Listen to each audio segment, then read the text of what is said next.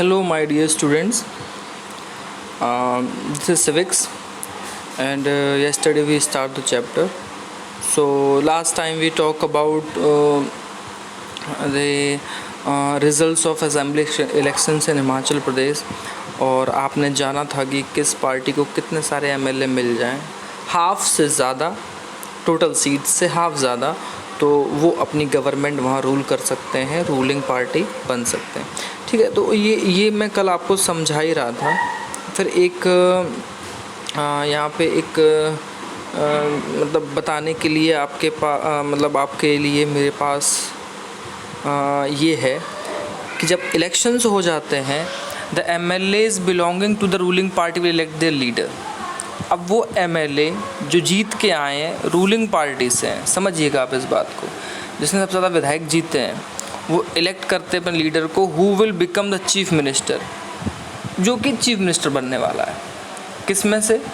मान लीजिए बीजेपी ने 44 एमएलएज जीत के आए हैं, तो उन्हीं 44 में से अपने आप में से वो एक ऐसे लीडर को चुनेंगे, आपसी एक्सेप्टेंस से उनकी सहमति होगी कि अब ये व्यक्ति हमारे स्टेट का चीफ मिनिस्टर होगा। In this case the BJP MLA Shri Jairam Thakur as their leader. तो बीजेपी के विधायकों ने, एमएलएज ने चुना कि जो जयराम ठाकुर हैं वो उनके लीडर होंगे, and he became the chief minister, और इस तरह से वो हिमाचल प्रदेश के चीफ मिनिस्टर बन गए। The chief minister then select other people as ministers, और उसके बाद चीफ मिनिस्टर जो है वो अदर पीपल्स को मिनिस्टर की तरह सेलेक्ट करता है। After the elections, it is the governor of the state who appoint the chief minister and other ministers. ठीक, इसके बाद जो इलेक्शंस हो जाते हैं तो जो गवर्नर होता है स्टेट का, वो अपॉइंट करता है चीफ मिनिस्टर को और मिनिस्टर्स। वो कैसे? शपथ जो दिलाई जाती है बेटा चीफ मिनिस्टर को, वो राज्यपाल ही दिलवाते हैं, गवर्नर उस स्टेट के। ठीक है, आगे बढ़ते हैं। अब यहाँ से आप चीज़ें देखें। The chief minister and other ministers have the responsibility of running various government department और मिनिस्ट्रीज़। ये तो आप भी जानते हैं। जिस तरह से बेटा आपके डीपीएस में आप देखते हैं कि ऑफिस कौन कौन संभालता है, प्रिंसिपल सर, कोऑर्डिनेटर मैम, और क्लास वाइज भी अलग अलग पर्सन टीचर की जिम्मेदारी है ना? समझ में आ रहा है ना? फिर उसमें भी वो क्लास टीचर सब्जेक्ट टीचर होते हैं, और फिर क्लास टीचर क्लास में भी एक मॉनिटर को अपॉइंट करते हैं। ये देखो ना कितनी सारी चीज़ें। हमारे एग्ज़ाम सेल डिपार्टमेंट को संभालने वाले अलग हैं, और जो लैब्स हैं उनको भी टीचर्स संभालते हैं, गेट कीपर की जिम्मेदारी अलग है, वगैरह वगैरह वगैरह। ट्रांसपोर्टेशन डिपार्टमेंट अलग है। तो ये सब इलेक्ट कौन कर रहा है?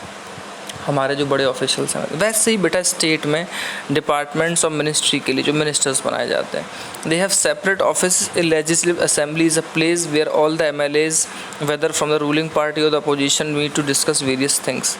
ये बेटा आपके लिए इम्पोर्टेंट लाइन है कि लेजिस्लेटिव असेंबली होती क्या है। अगर आप इसको एज अ डेफिनेशन लिखना चाहें तो वो आएगा कि वो प्लेस होती है जहाँ सारे एमएलए बैठते हैं, चाहे वो रूलिंग पार्टी को चाहे अपोजिशन को। ठीक, जहाँ बहुत सारी बातों को या बहुत सारी चीज़ों को वो आपस में डिस्कस करते हैं। मेरी बात समझ गए आप? Hence some MLAs have dual responsibilities, और कुछ एमएलएज के पास कई बार दोहरी जिम्मेदारियाँ भी आ जाती हैं। ठीक, बहुत सारी दोहरी जिम्मेदारियाँ भी दी जाती हैं। One as an MLA and the other as minister. भाई एमएलए तो वो अपने एरिया का है ही है, फिर वो मिनिस्टर भी है, और मिनिस्टर वो पूरे एक स्टेट लेवल के एक डिपार्टमेंट का है। तो ये चीज़ें इतनी मायने रखती हैं। We will read about this further, और इन चीज़ों के बारे में हम आगे भी पढ़ेंगे, बट एक डिबेट के बारे में देखते हैं। ठीक, a debate in the legislative assembly. एक डिबेट है जो लेजिस्लेटिव असेंबली में है। ठीक, और उसमें डिबेट हो रही है। आप देखेंगे कि अलग अलग एरिया से जो चूज़ करके एमएलएज आए हैं वो अपने जगह की बात कह रहे हैं, अपने एरिया की बात कह रहे हैं, और फिर वो स्पीकर के सामने बोल रहे हैं। बेटा असेंबली में एक चीफ होता है, उसको स्पीकर बोलते हैं, अध्यक्ष होते हैं वो। तो ये सारी चीज़ें हैं। तो मैं ज़रा आपको लेके आगे चलता हूँ। देखिए, assembly was going to have a debate on a current problem. कोई हॉस्पिटल की जो प्रॉब्लम थी, कल आप पढ़ रहे थे, किसी के पास कोई अदर तरह की प्रॉब्लम, बच्चों के डायरिया की प्रॉब्लम है, तो उस पर जो डिबेट होनी है, during this time MLAs can express their opinion and ask question related to the issue to और give suggestion about what should be done by the government.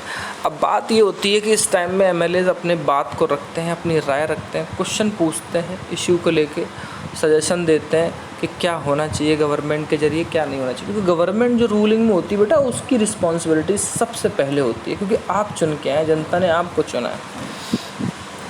Those who wish to can respond to this, और जो इसके इच्छुक हैं वो जवाब भी देते हैं। The minister then reply to the questions, और जो मिनिस्टर्स होते हैं वो रिप्लाई भी करते हैं क्वेश्चंस को, और try to assure the assembly, और वो असेंबली में जहाँ सारे एमएलएस बैठे थे वो कोशिश करते हैं कि सबको ये एक आश्वासन दे सकें, ये बात कह सकें कि जो है adequate step are being taken, कि सही कदम ज़रूर उठाए जाएंगे, जो प्रॉब्लम्स हैं उनको शॉर्ट आउट किया जाएगा।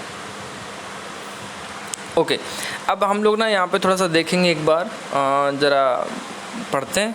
एक एमएलए फर्स्ट हैं, वो कहते हैं कि मेरी अखंड गांव कॉन्स्टिट्यूंसी है, लास्ट 3 वीक्स से वहाँ 15 डेथ हुई हैं डायरिया की वजह से।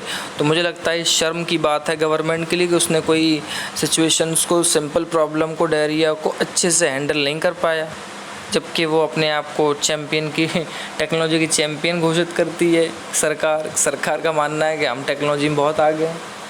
तो इस तरह से विधायक के अपने बोलने का एक लहजा होता है, बात रखने का एक वो होता है। I would call the attention of the minister in the charge of health to take immediate measure to control the situation. और एमएलए साहब कह रहे हैं कि जो मिनिस्ट्री में बैठे हुए हेल्थ मिनिस्टर हैं वो इस सिचुएशन को कंट्रोल करने के लिए कुछ कदम उठाएं। दूसरा एमएलए वो क्या कहता है कि मेरा क्वेश्चन ये है कि गवर्नमेंट जो है हॉस्पिटल में इतनी बुरी सिचुएशन क्यों है। उसने अपने तरीके से क्वेश्चन किया है, why is the government not appointing proper doctor and other medical staff in the district. भाई ज़िले में अच्छी तरह से स्टाफ या डॉक्टर्स क्यों नहीं है, ऐसा एक दूसरा विधायक कह रहा है। I would also like to know how the government plan to deal with the situation. भाई मैं ये भी कहना चाहता हूँ कि गवर्नमेंट इन चीज़ों से कैसे डील करती है। तो वो क्वेश्चन कर रहे हैं। भाई आप एक चीज़ बताइए, जब तक एमएलए अपोजिशन की बात नहीं कहेंगे, दबाव नहीं बनाएंगे, आप कई बार देखते हैं कि इंडिया की पॉलिटिक्स ऐसी हो गई, काम ही नहीं होते, सब लगे हुए हैं अपने अपने मतलब में। तो गवर्नमेंट कई बार तब सुनती है जब अपोजिशन बहुत स्ट्रांग होता है और लोगों की बात रखने वाले जो लोग या एमएलएज हैं वो पावरफुल हैं। एक एमएलए 3 कह रहा है कि मेरी कॉन्स्टिट्यूंसी है टोल पट्टी, जो कई तरह के सीरियस वाटर शॉर्टेज से जूझ रही है। वुमेंस को 3-4 किलोमीटर दूर जाना पड़ता है पानी कलेक्ट करने के लिए। बताइए भैया आपने कितने टैंकर उनकी सप्लाई के लगा रखे हैं। आप बेटा अलग अलग प्रॉब्लम्स के बारे में भी पढ़ रहे होंगे यहाँ पे, और एमएलए की अलग अलग बातों को पढ़ रहे होंगे कि उनके एरिया में इस तरह की क्या दिक्कत है। ठीक है।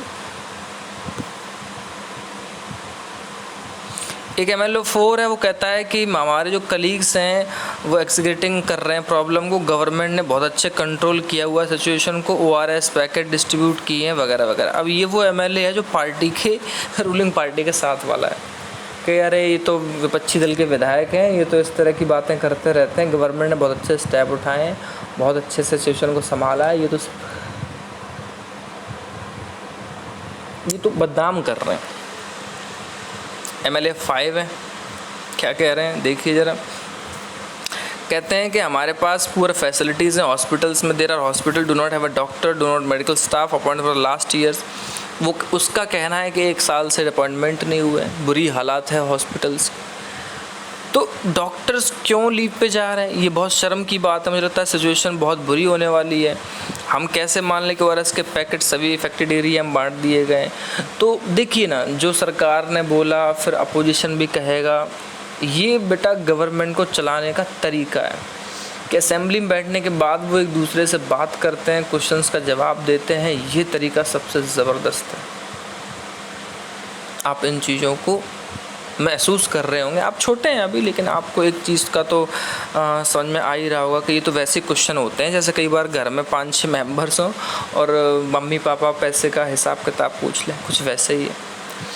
फिर ऐसे बहुत सारी चीज़ें हैं और ठीक ये सारे लोग हैं, आप देखते हैं इस तरह मीटिंग्स में बैठे होते हैं और ये एमएलए इस तरह से अपनी बात रख रहे हैं, कह रहे हैं, ये सारी बातें ठीक है।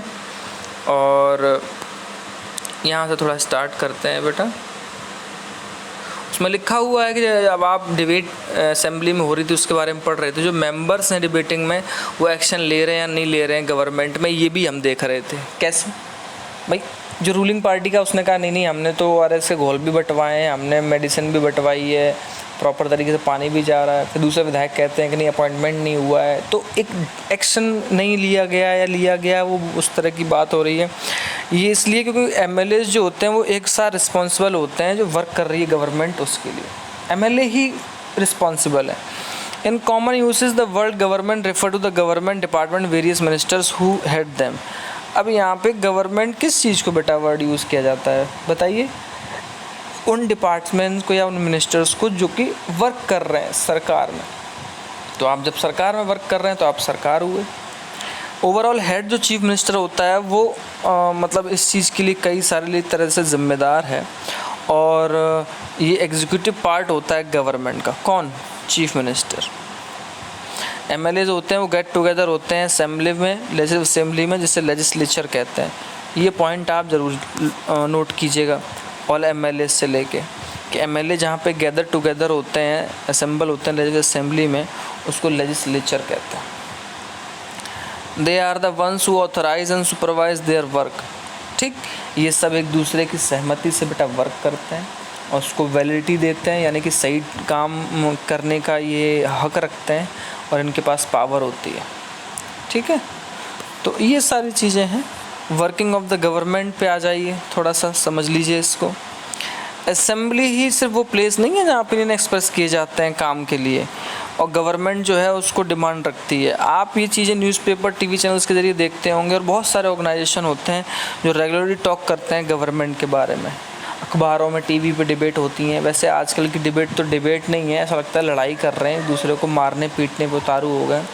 मैं तो डिबेट नहीं मानता। डिबेट अच्छी देखनी है तो आप लोकसभा, राज्यसभा, NDTV या कुछ अच्छे चैनल्स को आप प्रेफर करें तो आपको बहुत अच्छा लगेगा। In which democracy, in a democracy there are various ways through which people express their views and also take action. भाई डेमोक्रेसी में एक नहीं कई तरीक़ों से लोग अपनी बात को रख सकते हैं और उस पर एक्शन ले सकते हैं। वैसे कुछ एक्शन की बात कर रहा है। क्या कह रहा है ज़रा देखें तो। Soon after the discussion in the assembly, there was a press conference organized by the health minister। हुआ क्या, जब वो डिबेट चल रही थी तो बेटा उसके बाद प्रेस कॉन्फ्रेंस हुई। क्यों? डेमोक्रेसी में आपको जनता को बताना पड़ेगा ना आप क्या कर रहे हैं क्या नहीं कर रहे हैं, अंदर क्या सवाल पूछे गए। Large number of peoples from different newspapers were present. जो मतलब न्यूज़पेपर से अलग तरह के आए हुए लोग हैं, मीडिया के, वो आए हुए हैं, क्योंकि वो भी बहुत सारे क्वेश्चन पूछते हैं, रिपोर्टिंग कर रहे होते हैं। The ministers and some government official were also present. भाई मिनिस्टर्स भी हैं, बहुत सारे गवर्नमेंट के अधिकारी वहाँ मौजूद होते हैं। ठीक है, क्योंकि स्वास्थ्य मंत्री जो हैं वो अपनी बात कह रहे हैं, वो एक्सप्लेन कर रहे हैं स्टेप्स को जो गवर्नमेंट ने लिए हैं, और रिपोर्ट कई तरह क्वेश्चन पूछते हैं मीटिंग में, ये तो आप लोग भी जानते हैं। डिस्कशन जो होता है रिपोर्ट किया जाता है डिफरेंट न्यूज़पेपर में, और वो चीज़ भी एक रिपोर्ट की तरह पेश की जाती है। भाई अखबार में आता है ना, पूरी डिटेल सी आती है, आप कभी अखबार उठा के देखिए। कोई प्रॉब्लम है तो उसमें आपको आएगा कि मंत्री जी ने ये कहा, अधिकारी ने ये कहा, PM ने ये कहा, CM ने ये कहा, विपक्षी दल के जो लोग हैं अपोजिशन उन्होंने ये कहा, MLA ने ये कहा, अधिकारी ने ये कहा, एवरीथिंग हर चीज़ आती है। ये वैसे ही गवर्नमेंट वर्क कर रही होती है। ठीक है, तो ये सारी चीज़ें हैं बेटा। और ये एक यहाँ पे एक जो ये आप देख रहे हैं ना ब्राउन कलर में ये पेज, ये क्या कहते हैं, आई थिंक पेपर की कटिंग है। आप पढ़ना चाहें, जैसे आप अपने न्यूज़पेपर में पढ़ें तो बेहतर रहेगा। तो ये सारी चीज़ें हैं। और बाकी जब इसमें आप आएंगे तो एक चीज़ जो सबसे अच्छी है स्टूडेंट्स यहाँ पे, वो यहाँ पे देखिए कि आपने देखा पावर कई तरह से चीफ मिनिस्टर्स के हाथ में, मिनिस्टर्स के हाथ में है, और वो एक्शन लेते हैं। और इस तरह से वो कई डिपार्टमेंट और भी होते हैं, जैसे PWD डिपार्टमेंट है, एग्रीकल्चर डिपार्टमेंट है, हेल्थ डिपार्टमेंट है, एजुकेशन डिपार्टमेंट है, कई सारे। They also have answer to question that are asked in the legislative assembly. तो इस चीज़ पे पूछने वाले क्वेश्चन जो असेंबली में होते लोग हैं उनका जवाब देना पड़ता है। जैसे कि अभी आपने पूरा एक ऊपर प्रोसेस पढ़ा हेल्थ मिनिस्ट्री को लेके, ठीक है। और ये सारी चीज़ें बेटा कन्विंस की जाती हैं लोगों को बताने के लिए क्या स्टेप लिए गए हैं, फिर वाइडली डिस्कस किया जाता है गवर्नमेंट को, न्यूज़पेपर्स में, मीडिया में, और उसके बाद प्रेस कॉन्फ्रेंस की जाती है।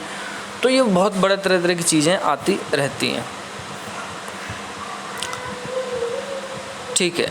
और फिर गवर्नमेंट जो होती है वो डिसाइड करती है कुछ नए लॉ बनाए जाएं स्टेट के रिगार्डिंग, चाहे वो साफ़ सफाई को लेके हों, हेल्थ फैसिलिटी को लेके हों।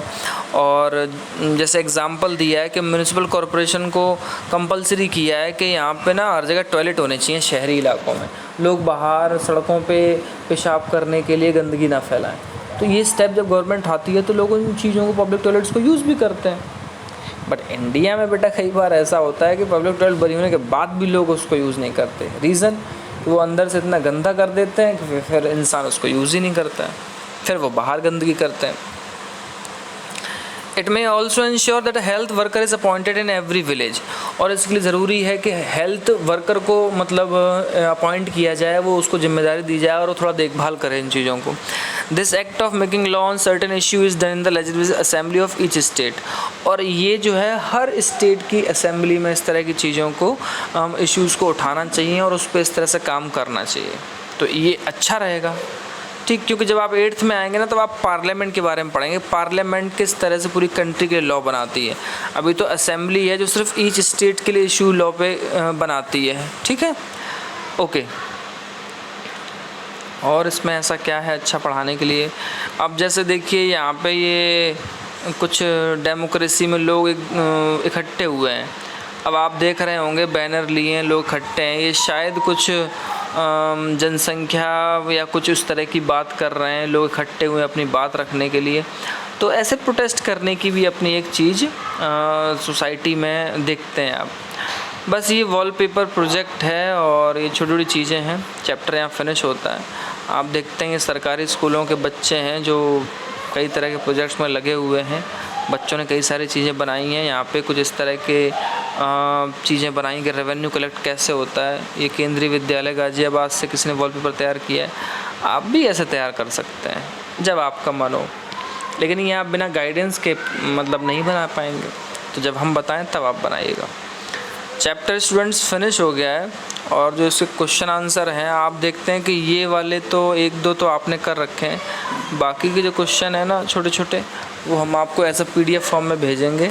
बट आपके लिए जो ज़रूरी है स्टूडेंट्स वो है ग्लॉसरी, ये आपको होमवर्क में राइट करनी है, ठीक है। थोड़ा ध्यान रखिएगा और कोशिश कीजिएगा कि वैसे तो नोट्स और होमवर्क यहाँ प्रिपेयर हो जाता है, बट आप अपने DPS जो ऐप है ना उसमें जो आपका असाइनमेंट सेक्शन होता है, होमवर्क सेक्शन होता है, आप वहाँ उसको चेक कर लें क्योंकि वहाँ पे भी अब होमवर्क भेजा जाया करेगा, ठीक है।